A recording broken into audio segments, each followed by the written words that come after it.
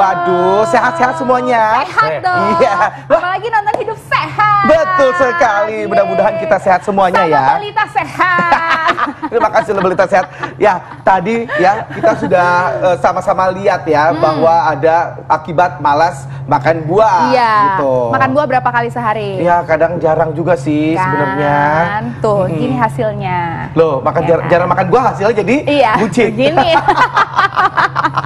Nah, hari ini kita sudah kedatangan Dr. Samuel Utoro, spesialis gizi klinik. Halo dokter. Halo. Dok, ini kita hari ini akan membahas seberapa pentingkah makan buah sehari-hari, ya kan? Nah, ini ada kebiasaan buruk ternyata. Iya, saya tuh agak malas sebenarnya makan buah, Dok. betul. Gitu. Padahal semalam baru aja sih ngomongin seputar buah-buahan sama istri aku. Gimana supaya Ngomongin buah bisa apa? mencegah corona ini katanya Iya, gitu kan. Orang lagi pada ya lumayan lagi ada ketakutan-ketakutan tersendiri pasti gitu. ya kita punya ketakutan-ketakutan sendiri, apalagi virus datang di mana-mana. Bukan cuma corona, Bekti, ya kan? Bisa ada semuanya. Nah, ini ada buah-buahan yang ada di meja ya dok ya. Sebenarnya ada nggak sih buah-buahan nih dok yang memang harus dimakan setiap hari gitu dok? Jadi gini, buah itu sangat penting buat daya tahan tubuh orang. Kenapa? Karena di dalam buah terkandunglah yang namanya vitamin, mineral, dan yang paling penting lagi yang tidak boleh kita lupakan, zat warna buah. Zat warna buah. Ya. Nah, itu yang selalu aku dapetin nih informasi zat warna buah itu gitu ya. Katanya kayak akan antioksidan. Iya. Nah, ini dok saya mau tanya nih, benar nggak jeruk berkhasiat menguatkan sistem kekebalan tubuh terhadap virus? Fakta atau mitos? Fakta. Fakta, tapi jeruk-jeruk Anda makan buahnya, makan jeruknya jangan cuma satu. Oh gitu. Harus berapa dok? Jadi sehari itu minimal makan buah adalah 5 porsi buah, 5 macam, 5 warna. Minimal. 5 macam, 5 warna. 5 porsi. Iya. Dalam satu hari itu Dalam dok? satu hari. 5 warna. Iya, 5 warna. Kenapa? Karena satu warna buah yang merah, yang kuning, yang hijau, seperti buah kiwi ini itu beda-beda kandungan satu warna buahnya. Satu warna buah itu yang dikenal dengan phytochemical. Phytochemical itu dikenal sebagai antioksidan kuat. Antioksidan itu akan mengaktifkan sel-sel tubuh dalam sistem imun kita. Gitu. Dan dia akan membunuh radikal bebas. Jadi berarti memang dalam satu hari itu harus warna-warni ya, dok? Warna-warni. Bukan jeruk-jeruk aja gitu ya. Nah dok, ini jeruk ini kan warnanya orange nih dok. Itu jadi kandungannya seperti apa tuh dok? Yang utama di dalam jeruk itu kandungannya si vitamin C pertama. Vitamin C. Kedua, dia zat warna orange itu. Zat warna orange ini dia akan menangkal si radikal bebas yang tadi saya katakan. Ya. Nah, kalau misalkan ini dok, jeruknya dari China dok, seperti apa tuh dok? Nggak apa-apa, nggak masalah, nggak masalah.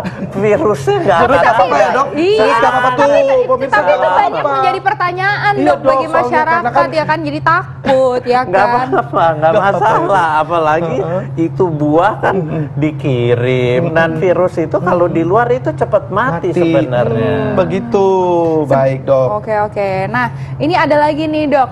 Fakta atau mitos dokter? Pepaya mengandung zat pembuat sistem kekebalan tubuh. Fakta atau mitos dokter? Ini bisa fakta kalau untuk meningkatkan kerja sistem kekebalan. Tapi bukan dia yang membuat. Kalau membuat itu dari berbagai bahan makanan, terutama protein. Tapi kalau dia mengaktifkan sistem kekebalan, ini fakta.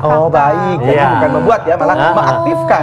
Bagus dong ya. Kenapa dia mengaktifkan? Karena dia mengandung vitaminnya. Vitamin apa? Vitamin A, vitamin E, vitamin C, dan zat warna merahnya itu yang berguna sekali bagi sistem kekebalan. Nah, ini apa yang paling penting nih dok di bagian-bagian pepaya ini dok, yang mungkin bisa kita konsumsi atau mungkin yang baik gitu dok? Yang penting daging buahnya. Ya, baik. Itu yang paling penting. Kalau kita lihat zat warnanya kan. Kalau kulit itu yang bagus adalah seratnya.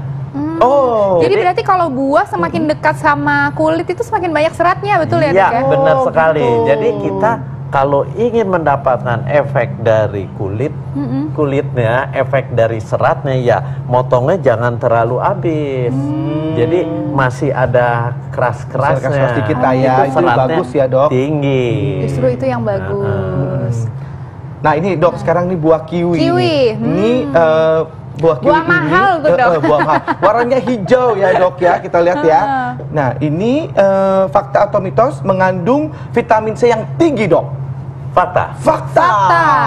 Di antara berbagai macam buah, memang buah kiwi lah yang tinggi akan vitamin yang paling C. tinggi, bukan jeruk malah ya dok ya? Bukan ya? Bukan. Makanya mungkin apakah asam ya dok itu vitamin C-nya? Ya, vitamin C itu punya sifat memang asam. Jadi dia yang bagus adalah sangat tinggi akan vitamin C, dan jangan dilupakan kiwi itu seratnya tinggi. Kenapa seratnya tinggi? Di dalam buahnya ini biji-bijinya, nah itu seratnya tinggi di situ. Oh gitu. Ini warna hijau ini ada khasiatnya tersendiri nggak dok? Ada satwarna hijau. Satwarna hijau itu yang saya bilang fitochemical. Dia punya efek sebagai antioksidan. Nah, dia akan menangkal radikal bebas, dia akan berefek antioksidan, dia akan meningkatkan sistem imun Anda. Ditambah vitamin C-nya yang tinggi. Makan aja ya dok ya.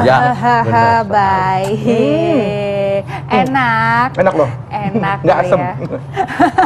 Dok, ini biarin aja ya, Bekti kita sambil makan nih ya dok ya. Ini ada pertanyaan nih dari masyarakat mengenai buah. Mari kita simak bersama-sama. Halo dok, nama saya Zender. Saya mau bertanya, berapa banyak porsi stroberi dalam sehari untuk meningkatkan daya tahan tubuh? Terima kasih. Stroberi. Nah itu tuh dok, stroberi. Di sini nggak ada stroberi ya? Nggak ada. Stroberi dok, berapa banyak? Stroberi itu keunggulannya apa? Dia tinggi vitamin C, dia tinggi juga mengenai likopennya, dia tinggi satwarna buahnya yang merah itu. Stroberi kan kecil-kecil. Pertanyaannya berapa banyak makan stroberi?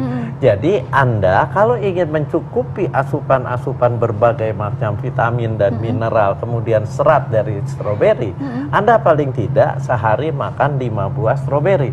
Tapi itu pun tergantung ukuran buahnya. Karena stroberi ada yang besar-besar, ada yang kecil. Nah, yang tadi saya bilang 5 itu ukuran yang sedang. Kalau kecil harus lebih banyak lagi. Tapi kalau yang besar-besar itu cukup 3 atau 4 buah itu akan cukup. Itu menjadi salah satu porsi dari 5 porsi itu ya dok jangan ya? cuma makan stroberi. Iya, harus makan. Pagi siang malam makan stroberi tetap aja juga nggak dapet ya dok ya? Makan stroberi, makan pepaya, makan semangka, makan jeruk, makan jambu klutuk, itu yang bagus. Baik dok, ini saya mau bertanya dok, jadi kalau misalnya orang nggak suka makan sayur gitu ya dok ya, cukup diketikan buah gitu dok? Bisa. Tapi gini, kita hidup itu kan harus beragam. Jadi makanan harus lengkap, karbohidrat, protein, lemak, kemudian vitamin, mineral dan serat.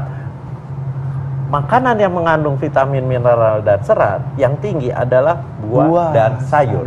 Kalau Anda tidak bisa makan sayur, tidak mau makan sayur, buahnya didobel. Double malah buahnya. Karena di dalam buah itu tinggi serat yang terkandung di sayur.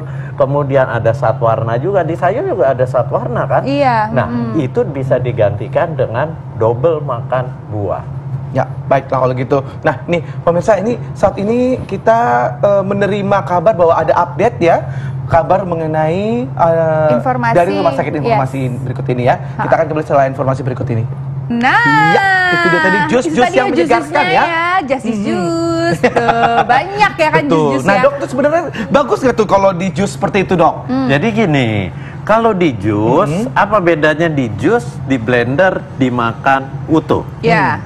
Kalau dimakan utuh, dia merangsang mulut kita untuk mengunyah gigi, ada enzim di mulut. Jadi waktu masuk ke lambung, si buah itu sudah ada proses pencernaan sebagian di mulut. Nah, tapi kalau Anda misalnya pengen makan buah yang dalam porsi yang banyak, sekaligus mau tidak mau kan pilihannya ada 2, di blender atau di jus. Apa bedanya? Kalau blender dengan ampasnya, berarti dengan seratnya. Oh gitu. Sementara kalau di jus yang diminum adalah hanya sari buah. Sari buah itu kandungannya apa? Air, zat warna buah, vitamin dan mineral. Oh, seratnya hilang. Padahal kita perlu seratnya. Padahal serat juga perlu bagi kita. Perlu buat apa? Buat saluran cerna kita. Dia akan menghambat penyerapan gula, penyerapan lemak-lemak yang jahat. Begitu, Bu. Begitu. Jadi jangan mentang-mentang ada juicer yang canggih bisa memisahkan antara ampas sama air. Iya, benar-benar ya. Malah berarti itu malah memisahkan si serat-seratnya itu ya, Dok ya? Bisa. Seratnya nggak kemakan. Itu dia. Yang dimakan cuma apa aja? Yang tadi saya bilang, cairan yang ada di buah, vitamin, mineral, kemudian zat warna buah. Baik, Dok. Nah, ini ada lagi yang mau bertanya, Dok, dari masyarakat. Ini dia. Halo Dok, nama saya Firman. Saya ingin bertanya tentang buah semangka. Bener nggak sih buah semangka itu bisa menghilangkan rasa haus atau dahaga dan bisa meningkatkan imunitas tubuh? Oke, terima kasih. Buah semangka. Buah semangka ini sudah ada di depan mata juga. Ya kan? Buah semangka bisa menghilangkan dahaga dan juga meningkatkan sistem imunitas tubuh. Itu mitos atau fakta, Dokter? Fakta. Mari. Dulu jawabannya Dokter Sam. Main makan aja. Oh iya. Silakan, Dok. Buah semangka itu salah satu buah yang hampir sebagian besar kandungannya air, 60% itu air. Jadi memang benar sekali dia akan mengatasi dahaga seseorang. Jadi kalau Anda dalam kondisi haus, nggak perlu minum, makan buah semangka itu sudah baik sekali. Oh gitu. Kemudian dia juga akan meningkatkan sistem kekebalan tubuh kita. Kenapa? Karena tadi saya katakan dia mengandung zat warna merah. Lihat merahnya kan merah yang sampai cerah sekali. Itu artinya zat warna merahnya tinggi dan dia berefek antioksidan. Hei, enak ya? Bagi-bagi dong. Sendiri aja, Dok. Dok, mau dok? Puas ya, Dok. Ya, jadi ini bagus sekali ya ternyata ya. Terima kasih yang sudah memberikan pertanyaan. Nah, Dok, ini berikut ini jambu biji merah nih, Dok. Seperti ini, Dok. Ini ada merah di sininya berarti gitu ya. Nah, ini dapat membantu untuk pengobatan orang yang sedang sakit DBD. Fakta atau mitos, Dok? Jadi gini, ini bisa fakta, tapi yang lebih tepat sebenarnya bukan buah jambunya. Ada penelitian di Surabaya yang tepat untuk penderita DBD adalah daun jambunya. Oh, daun jambu. Ya, daun jambu yang muda-muda. Nah, itu yang akan meningkatkan trombosit. Daunnya? Daunnya di blender. Di blender? Oh, nggak direbus ya, Dok? Ya. Nah, kalau buahnya, dia apa sebenarnya keunggulannya? Dia tinggi akan kandungan vitamin C. Dia salah satu buah yang kandungan vitamin C-nya tinggi. Tadi saya katakan buah kiwi. Ya, dia salah satu kelompok buah yang kandungan vitamin C-nya tinggi. Penderita demam berdarah itu penting makan vitamin C. Kenapa? Karena vitamin C akan menguatkan dinding pembuluh darah. Jadi tidak mudah terjadi perdarahan. Gitu. Jangan salah, berarti kebanyakan kalau misalnya orang DBD dibauinnya jambunya gitu ya, Dok ya. Malah jambunya gitu kan. Jambunya udah di jus gitu ya. Gitu. Ternyata bukan. Baik, Dok. Ini kita beralih ke buah mangga. Buah mangga. Nah, ini buahnya kalau boleh dibilang kan buahnya musiman ya? Iya, musiman, Dok. Terus udah gitu banyak banget jenis-jenisnya ya kan. Biasanya kalau orang makan mangga sampai kulitnya tuh sampai bersih gitu ya. Di ininya, padahal katanya sebenarnya seratnya ada di situ tuh, Dok. Iya, jangan makan buah mangga, ngupas buahnya jangan sampai bersih, jangan terlalu dalam. Jadi biar kulit buahnya seratnya itu masih ada.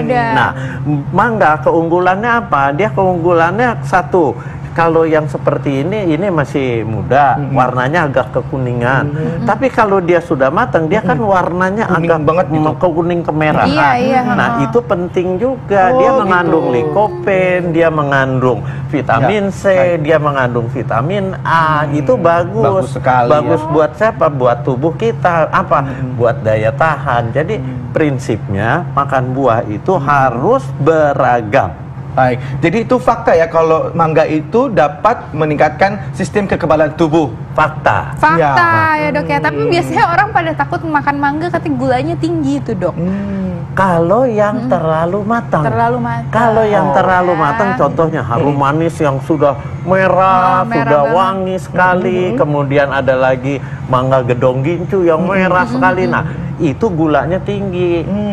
Tapi itu yang bikin enak sebenarnya. Cuma hati-hati, nggak bagus buat yang diabetes, buat yang kegemukan.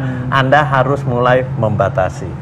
Baik dok, terima kasih banyak dok. Sebentar, ada lagi tips dari saya. Dokter. Silakan dok.